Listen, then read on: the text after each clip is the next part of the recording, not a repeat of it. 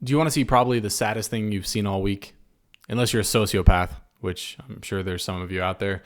It's going to make you pretty sad. Hopefully sociopaths don't watch me. But you're probably going to think this is sad. Watch this. It's a terrible thing to be a priest. It's beautiful, in some sense. I wouldn't change it. You love it, but you have to die. It's terrible. It's terrible. It's not a career. It's something you just bear, in a good way with Christ, because you're entering into that in some small way, because the priesthood is Christ's.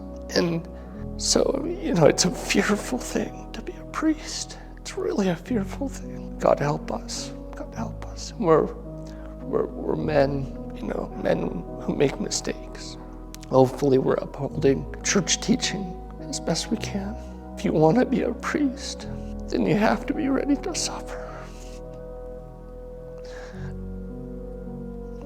Because you have to suffer with Christ for your people and for the world around you. You can tell this guy is hurting. You can tell he's sacrificing his life for God, right? The God of the Bible, the one we read about in the New Testament, that he takes as a literal figure of bodily form that rose from the dead. That's who he's sacrificing for. That's why he's suffering so much. Partially the reason I'm making these videos is because I want to help people not become this.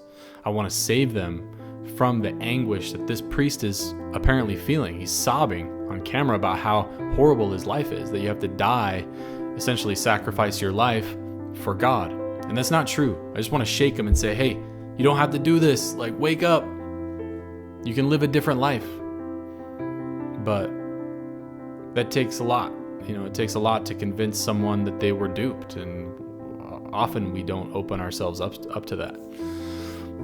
Often we don't even open ourselves up to that possibility because it's our defense mechanism. If we were duped, it means we're stupid and we don't want that. What does that say about us if we are easily duped, right? No one wants to be the guy who got duped.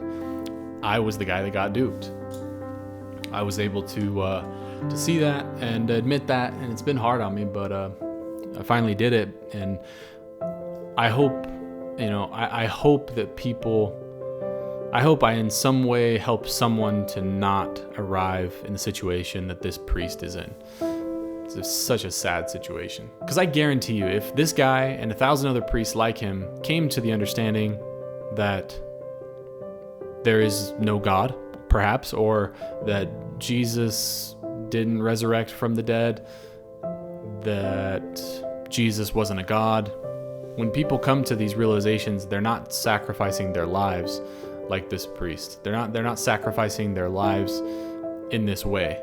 They can live a fruitful, enjoyable, quality life without having to do that.